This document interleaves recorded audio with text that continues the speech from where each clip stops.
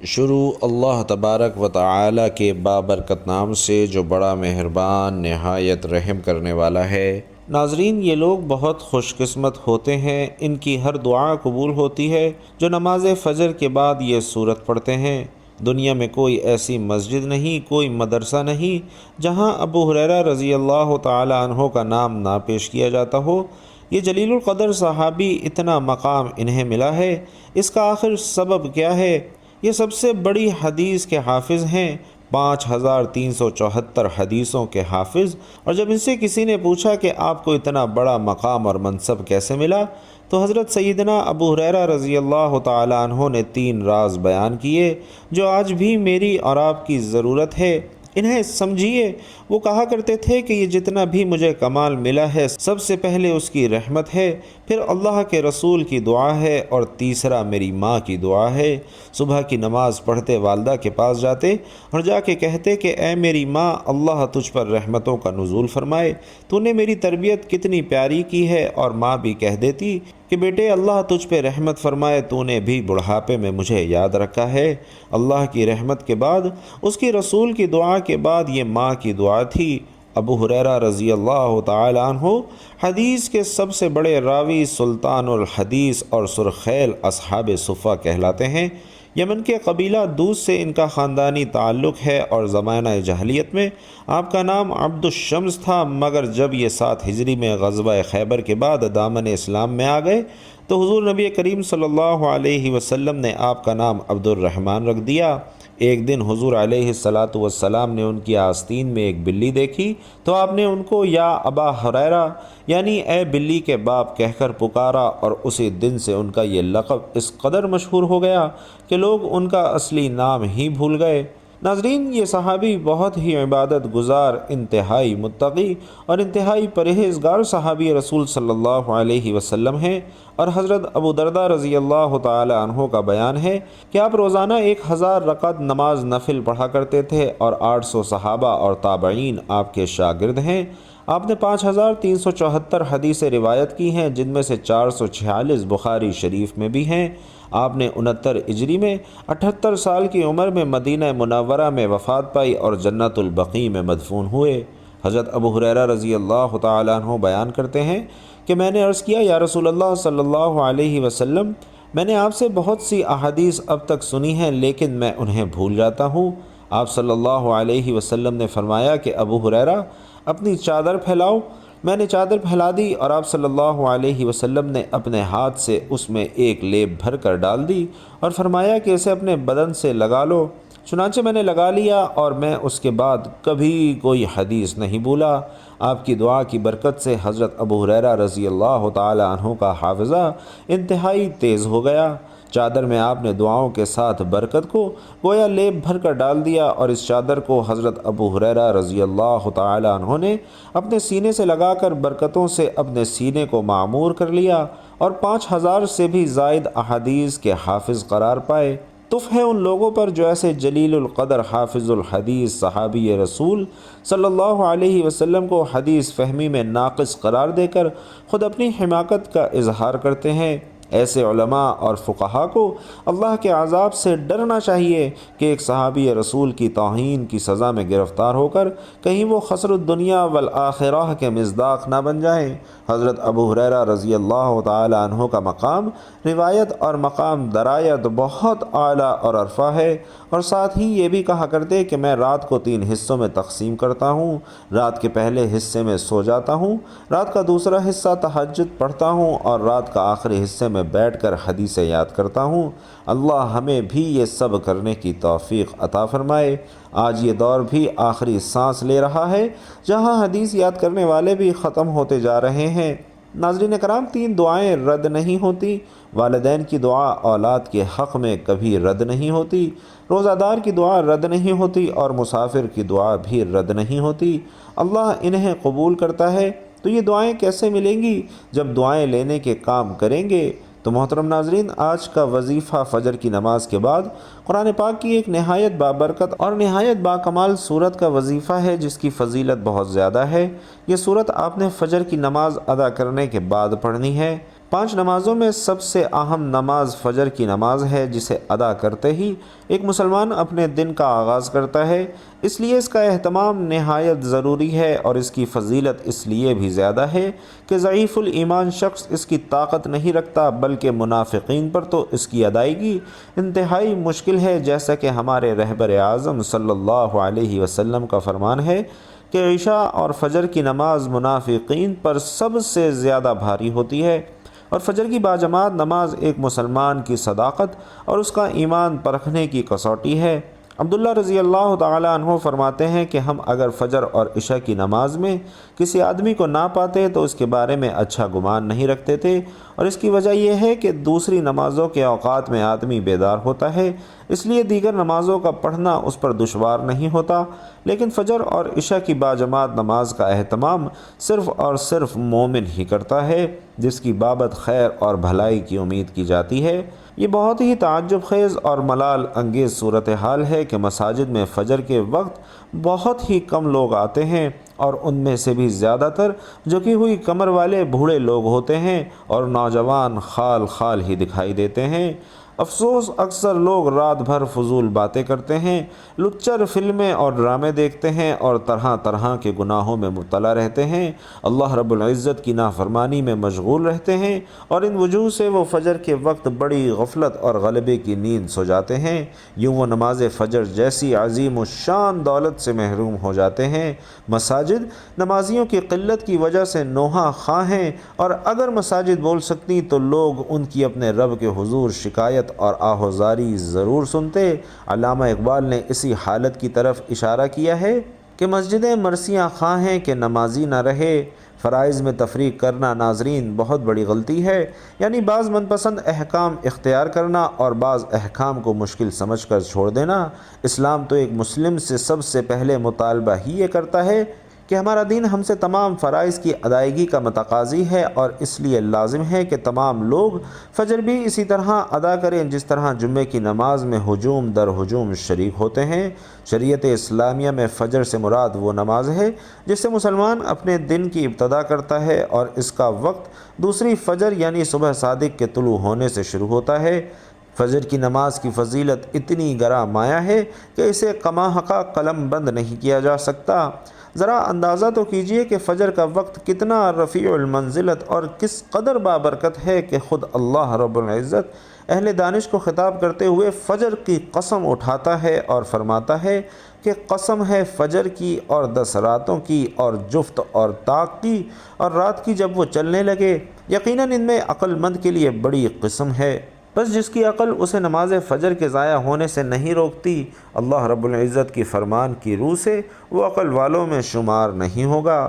اللہ کی قسم، ان آیات کا سیاق و سباق ان کے لیے جو غور و فکر کرتے ہیں صلاۃ الفجر کا شوق، اس کا اہتمام اور اس میں رغبت پیدا کرنے کے لیے بے حد اہم ہے۔ تم یقیناً اس میں ایسی روحانی غذا پاؤ گے جو تمہارے دل کو اطمینان بخشے گی اور دل کی سختیوں کو نابود کرے گی۔ اور بھائیوں اور بہنوں، فجر کا وقت ایسا ہوتا ہے کہ جس سے دل میں اطمینان اور خشوع پیدا ہوتا ہے۔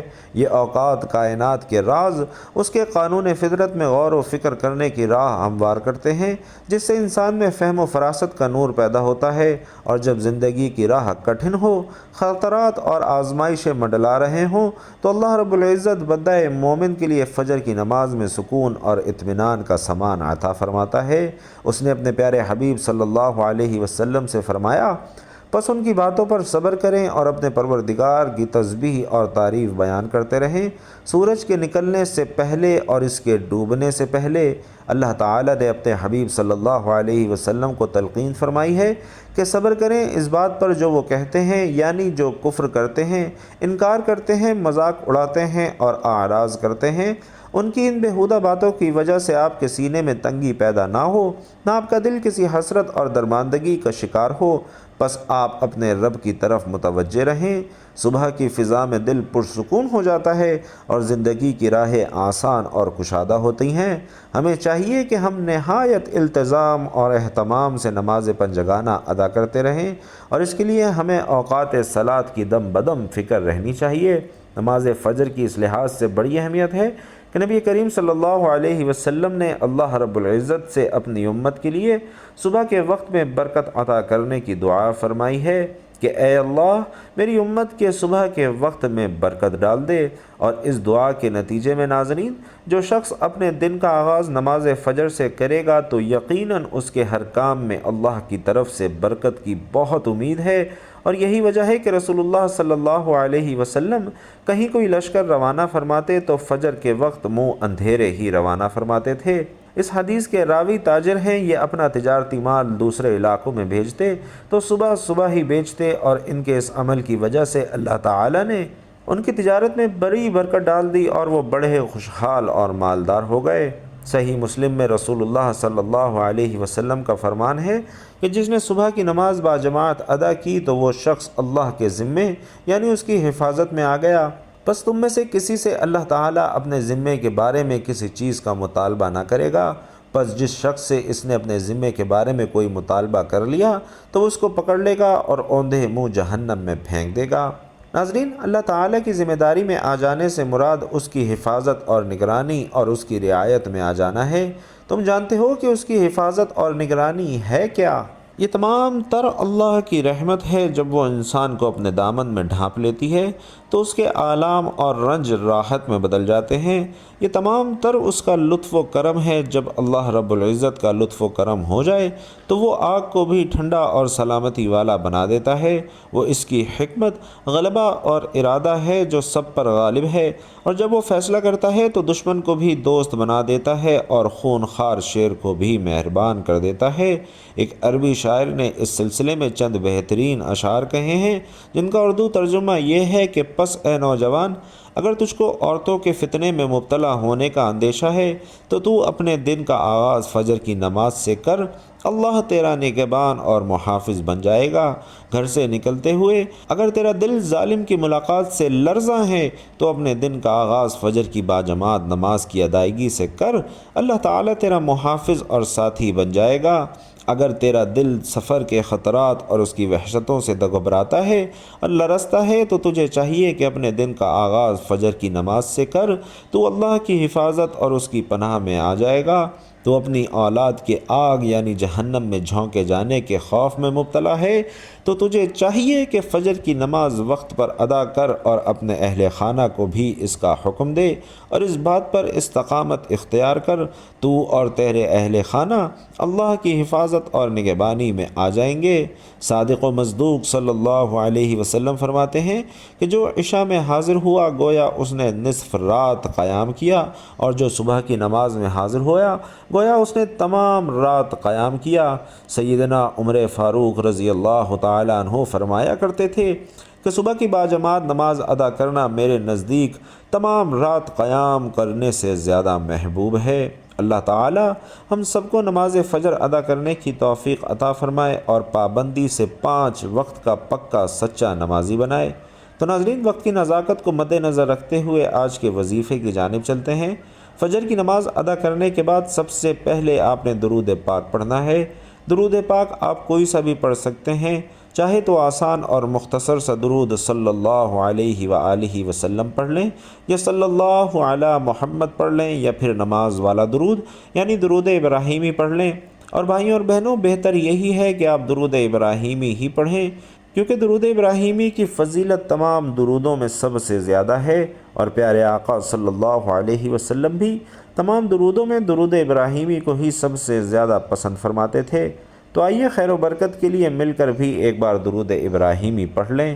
اللہم صلی علی محمد وعلی آل محمد کما صلیت علی ابراہیم وعلی آل ابراہیم انک حمید مجید۔ اللہم بارک علی محمد وعلی آل محمد کما بارکت علی ابراہیم وعلی آل ابراہیم انک حمید مجید۔ تو درود پاک پڑھنے کے بعد آپ نے ایک مرتبہ سورۃ الیاسین کی تلاوت کرنی ہے، اور سورۃ الیاسین کی فضیلت بھی بہت زیادہ ہے، اور الحمدللہ ہر شخص ہی اس کی فضیلت اور اہمیت کے بارے میں جانتا ہے۔ سورۃ الیاسین پڑھنے سے آپ کی ہر دعا قبول ہوتی ہے اور اللہ تعالیٰ آپ کی ہر حاجت پوری کرتا ہے۔ سورۃ الیاسین جسے قرآن مجید کا دل کہا جاتا ہے، اپنے اندر بے شمار فضائل و برکات، فوائد و ثمرات اور بے پناہ منافع اور حکمت سموئے ہوئے ہے۔ حضرت عطا بن ابی رباح رحمۃ اللہ علیہ کہتے ہیں کہ مجھے حضور نبی کریم صلی اللہ علیہ وسلم کا یہ ارشاد پہنچا کہ جو شخص سورۃ الیاسین کو شروع دن میں پڑھے اس کی تمام دن کی ساری حاجتیں پوری ہو جاتی ہیں۔ اور بھائیوں اور بہنوں، ایک روایت میں آتا ہے کہ ہر چیز کے لیے ایک دل ہوا کرتا ہے، اور قرآن مجید کا دل سورۃ الیاسین ہے۔ جو شخص سورۃ الیاسین پڑھتا ہے، حق تعالیٰ اس کے لیے 10 قرآن مجید کا ثواب لکھ دیتے ہیں۔ اور ایک اور روایت میں ہے کہ حق تعالیٰ نے سورۃ الیاسین کو زمین اور آسمان کے پیدا کرنے سے 1000 سال قبل پڑھا۔ جب فرشتوں نے اسے سنا تو کہنے لگے، خوشحالی ہے اس امت کے لیے جن پر یہ قرآن اتارا جائے گا، اور خوشحالی ہے ان دلوں کے لیے جو اسے اٹھائیں گے یعنی یاد کریں گے، اور خوشحالی ہے ان زبانوں کے لیے جو اس کی تلاوت کریں گے۔ اور ایک حدیث میں ہے کہ جو شخص سورۃ الیاسین کو صرف اور صرف اللہ کی رضا کے واسطے پڑھے تو اس کے پچھلے سب گناہ معاف ہو جاتے ہیں، بس اس سورت کو اپنے مردوں پر پڑھا کرو۔ اور ایک اور روایت میں ہے کہ سورۃ الیاسین کا نام تورات میں منعمہ ہے کہ اپنے پڑھنے والے کے لیے دنیا اور آخرت کی تمام بھلائیوں پر مشتمل ہے، دنیا اور آخرت کی مصیبتیں دور کرتی ہے، آخرت کی ہولناکی کو دور کرتی ہے۔ اور اس سورت کا نام رافعہ خافضہ بھی ہے، یعنی مومنوں کے رتبے بلند کرنے والی اور کافروں کو پست کرنے والی۔ اور ناظرین، ایک اور روایت میں ہے کہ حضور نبی کریم صلی اللہ علیہ وسلم نے فرمایا کہ میرا دل چاہتا ہے کہ سورۃ الیاسین میرے ہر امتی کے دل میں ہو۔ جو شخص سورۃ الیاسین کو پڑھتا ہے اس کی مغفرت کر دی جاتی ہے، اور جو بھوک کی حالت میں پڑھتا ہے وہ سیر ہو جاتا ہے۔ جو راستہ گم ہو جانے کی وجہ سے پڑھتا ہے وہ راستہ پا لیتا ہے، اور جو جانور کے گم ہو جانے کی وجہ سے پڑھے تو وہ جانور کو پا لیتا ہے، اور جو ایسی حالت میں پڑھے کہ کھانا خم ہو جانے کا خوف ہو تو وہ کھانا کافی ہو جاتا ہے۔ جو ایسے شخص کے پاس پڑھے جو نزع یعنی جان کنی کی حالت میں ہو تو اس پر نزع میں آسانی ہو جاتی ہے، اور جو ایسی عورت پر پڑھے کہ جس کا بچہ ہونے میں دشواری ہو رہی ہو تو اس کو بچہ جننے میں سہولت ہو جاتی ہے۔ حضرت مقرہ رحمۃ اللہ علیہ کہتے ہیں کہ جب بادشاہ یا دشمن کا خوف ہو اور اس کے لیے سورۃ الیاسین پڑھے تو وہ خوف جاتا رہتا ہے۔ اور مولانا اشرف علی تانوی رحمۃ اللہ علیہ لکھتے ہیں کہ جو شخص سورۃ الیاسین کو صبح کے وقت پڑھ لے اس کو شام تک کوئی پریشانی لاحق نہیں ہوگی، اور جو شام کو پڑھ لے تو اس کو صبح تک کوئی پریشانی لاحق نہیں ہوگی۔ ناظرین، سورۃ الیاسین ایک ایسی عظیم الشان سورت اور ایسی بے بہا نعمت ہے کہ جس کی روزانہ تلاوت کرنے والا، ہمیشہ ورد رکھنے والا، مشکلات اور مہمات میں پڑھنے والا کبھی بھی نامراد نہیں رہ سکتا۔ دنیا کی کوئی بھی پریشانی ہو، مصیبت ہو، دکھ ہو، بیماری ہو، بھوک اور افلاس نے ڈیرے ڈال رکھے ہوں، مسائل زمانہ نے گھیر لیا ہو اور زمین اپنی کشادگی کے باوجود تنگ نظر آتی ہو، حاسدین نے جینا دوبھر کر دیا ہو، دشمنوں اور ظالموں نے اپنے نرغے میں لے لیا ہو، تو ان سب مہمات اور حالات میں سورۃ الیاسین کا بکثرت ورد کرنا اکثیر کا درجہ رکھتا ہے، اور اس کا ہمیشہ پڑھتے رہنا زہر حلاحل میں تریاق کا کام دیتا ہے۔ تو ناظرین محترم، سورۃ الیاسین کی تلاوت کرنے کے بعد آپ نے اللہ تعالیٰ کے مبارک نام یا اللہ، یا رحمان، یا رحیم کی ایک تسبیح پڑھنی ہے۔ تینوں ناموں کو ملا کر پڑھیں گے تو یہ ایک شمار ہوگا، اور اس طرح سے آپ نے ایک تسبیح مکمل کرنی ہے، یعنی 100 دفعہ آپ نے یہ پڑھنا ہے، اور اس کے بعد پھر آپ نے درود پاک پڑھنا ہے جو آپ نے شروع میں پڑھا تھا۔ تو ناظرین، آپ بھی نماز فجر کے بعد روزانہ سورۃ الیاسین پڑھنے کا معمول بنا لیں، تو آپ بھی اللہ تعالیٰ کے پسندیدہ بندوں میں شامل ہو جائیں گے، اور اللہ تعالیٰ انشاءاللہ آپ کی تمام دلی خواہشات پوری کرے گا، اور آپ کے رزق کے جتنے بھی مسائل ہیں انشاءاللہ وہ بھی حل ہو جائیں گے۔ اللہ کریم سے دعا ہے کہ میرا سنانا اور آپ کا سننا اپنی بارگاہ میں قبول و منظور فرمائے، اور یا اللہ، جو بھائی بہن اپنے دل میں جو حاجات، جو ضروریات لے کر یہ وظیفہ کریں، ان سب کی وہ تمام حاجات اور ضروریات اپنے فضل و کرم سے پوری فرما، ان سب کو تمام مصائب سے، دکھوں سے، مصیبتوں سے نجات عطا فرما۔ یا اللہ، جو میرے بہن بھائی مقروض ہیں ان سب کا قرضہ اپنی جناب سے اور بہترین اسباب کے ساتھ ادا کروا دے۔ جو بے اولاد ہیں ان سب کو اپنے خزانوں سے نیک اور صالح اولاد عطا فرما۔ جو میرے بھائی بہن صاحب اولاد ہیں ان کی اولاد کو ان کا فرما بردار اور ان کی آنکھوں کی ٹھنڈک بنا دے۔ یا اللہ کریم، ہم سب کو 5 وقتہ نماز بالخصوص نماز فجر باجماعت ادا کرنے کی توفیق نصیب فرما۔ ہم جو مانگ سکے وہ بھی عطا فرما، جو نہ مانگ سکے وہ بھی عطا فرما، آمین یا رب العالمین۔ بھائیوں اور بہنوں، کمنٹ باکس میں آمین ضرور لکھیے گا۔ کیا پتہ کسی ایک کی آمین اللہ رب العزت کو اتنی پسند آ جائے کہ ہم سب کی دعائیں قبول ہو جائیں۔ اللہ رب العزت آپ سب کا حامی و ناصر ہو، آمین یا رب العالمین۔